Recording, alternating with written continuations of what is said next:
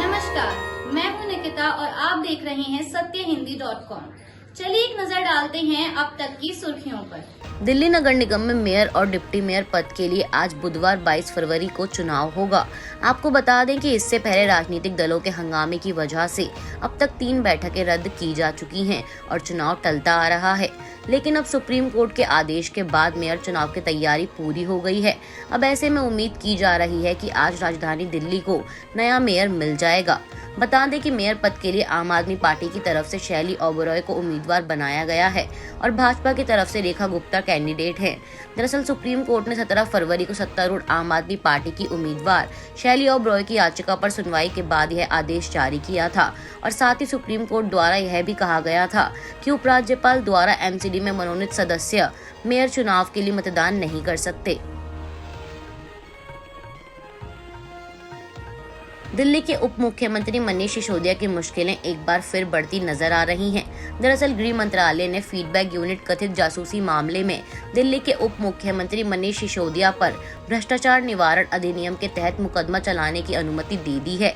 आपको बता दें कि सीबीआई ने बीते दिनों दिल्ली सरकार की फीडबैक यूनिट पर आरोप लगाते हुए मनीष सिसोदिया समेत अन्य अधिकारियों के खिलाफ मुकदमा चलाने की मांग की थी, जिसे अब गृह मंत्रालय द्वारा मंजूरी दे दी गई है।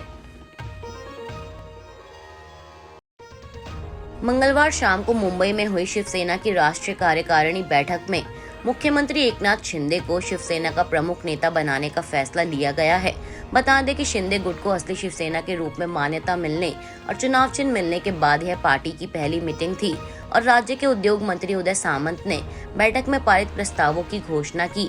उदय सामंत ने घोषणा करते हुए बताया कि पार्टी की बैठक में वीर सावरकर को भारत रत्न देने का प्रस्ताव भी पास किया गया है। इसके अलावा इस बैठक में मराठी भाषा को अभिजात भाषा का दर्जा दिलाने की मांग भी शामिल है। साथ ही उन्होंने आगे बताया कि उनकी पार्टी ने प्रस्ताव रखा है कि स्थानीय भूमिपुत्रों को नौकरी में 80% स्थान दिया जाए। इसके अलावा चर्चगेट रेल स्टेशन को चिंतामन राव देशमुख का नाम दिए जाने का भी प्रस्ताव है। साथ ही उन्होंने बताया कि पार्टी द्वारा मराठी छात्रों के लिए एमपीएससी और यूपीएससी परीक्षा के लिए ट्रेनिंग कोचिंग में मदद दी जाएगी। आज 22 फरवरी बुधवार को उत्तर प्रदेश में 2023-24 का बजट पेश किया जाएगा। आपको बता दें कि उत्तर प्रदेश की योगी आदित्यनाथ सरकार में पिछले साल 6.15 लाख करोड़ रुपए का बजट पेश किया गया था, जो कि राज्य के इतिहास का अब तक का सबसे बड़ा बजट था। लेकिन अब खबर है कि इस साल उसका भी रिकॉर्ड टूटने का अनुमान है। वहीं इस बार के बजट को लेकर यूपी के उप मुख्यमंत्री केशव प्रसाद मौर्य का कहना है कि राज्य का बजट लोगों की उम्मीदों से बढ़कर होगा। इसके अलावा इस बार के बजट में उत्तर प्रदेश सरकार की सलाहकार डेलॉयट की राज्य को $1 ट्रिलियन की अर्थव्यवस्था के लक्ष्य तक ले जाने की पहली रिपोर्ट पर भी ध्यान केंद्रित किए जाने की संभावना है। यूपी में काबा गाना एक काफी फेमस गाना है। यह गाना पिछले साल हुए विधानसभा चुनाव के दौरान खूब चर्चा में रहा था और अब यह गाना एक बार फिर चर्चा में आ गया है और इस गाने के चर्चा में आने के साथ ही इसकी गायिका नेहा सिंह भी चर्चा में आ गई हैं। दरअसल उत्तर प्रदेश पुलिस ने मंगलवार को नेहा सिंह को एक नोटिस दिया है, जिसमें उनसे 7 सवालों के जवाब मांगे गए हैं। इस नोटिस में कहा गया है कि उनके गाने से समाज में नफरत और वैमनस्य फैल रहा है। आपको बता दें कि हाल ही में नेहा सिंह का एक और नया गाना आया है, जिसका टाइटल है यूपी में काबा 2। बताया जा रहा है कि पुलिस द्वारा इस गाने को लेकर ही नेहा सिंह को नोटिस दिया गया है। साथ ही बता दें कि पुलिस द्वारा दिए गए नोटिस का वीडियो खुद नेहा सिंह ने ही शेयर किया है। मंगलवार को समाचार एजेंसी ANI को दिए गए एक इंटरव्यू के दौरान केंद्रीय विदेश मंत्री S जयशंकर ने कहा कि इंदिरा गांधी ने उनके पिता के सुब्रमण्यम को केंद्रीय सचिव के पद से हटा दिया था और यही नहीं, राजीव गांधी ने भी उनके पिता की जगह उनसे जूनियर आदमी को नियुक्त कर दिया था। विदेश मंत्री ने कहा कि वह नौकरशाहों के परिवार से आते हैं और 2019 में अप्रत्याशित रूप से उनके पास केंद्रीय मंत्री बनने का अवसर आया। उन्होंने कहा कि 1980 में पूर्व प्रधानमंत्री इंदिरा गांधी ने सत्ता में वापसी करने के तुरंत बाद उनके पिता डॉक्टर के सुब्रमण्यम को रक्षा उत्पादन सचिव के पद से हटा दिया था। जयशंकर ने आगे कहा कि तथ्य यह है कि एक व्यक्ति के रूप में उन्होंने नौकरशाही में अपना करियर देखा, वास्तव में जो बाधित था, और उसके बाद वह कभी दोबारा सचिव नहीं बने। उन्हें राजीव गांधी काल के दौरान किसी ऐसे जूनियर व्यक्ति के लिए पद से हटा दिया गया था जो कैबिनेट सचिव बन गया था। यह कुछ ऐसा था जो उन्होंने महसूस किया था।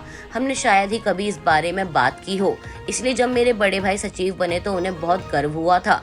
केंद्रीय मंत्री ने कहा कि पिता के निधन के बाद वह सरकार के सचिव बने थे। मध्य प्रदेश के छतरपुर में स्थित बागेश्वर धाम के पीठाधीश्वर धीरेन्द्र कृष्ण शास्त्री के छोटे भाई शालिग्राम पर अनुसूचित जाति के परिवार को बंदूक दिखाकर धमकाने का आरोप है, जिसके चलते पुलिस ने SC/ST एक्ट के तहत शालिग्राम के खिलाफ मामला दर्ज कर लिया है। बताया जा रहा है कि 11 फरवरी को बागेश्वर धाम गढ़ा में एक शादी समारोह के दौरान एक युवक ने मारपीट करते हुए हंगामा खड़ा कर दिया था और साथ ही परिवार के लोगों को भी धमकाया था, जिसका वीडियो भी सोशल मीडिया पर खूब वायरल हुआ। आपको बता दें, धीरेन्द्र शास्त्री के छोटे भाई शालिग्राम द्वारा दलित परिवार के लोगों को धमकाए जाने का वीडियो सोशल मीडिया पर वायरल होने के बाद पुलिस ने शालिग्राम के खिलाफ IPC की धारा 294, 323, 506 और 427 के साथ SC/ST एक्ट के तहत मामला दर्ज किया है।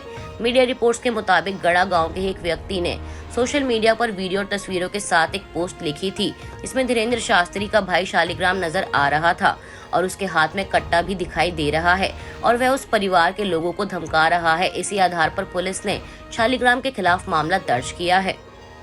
आज के लिए बस इतना ही। बाकी की खबरों के लिए बने रहिए सत्यहिंदी.com के साथ।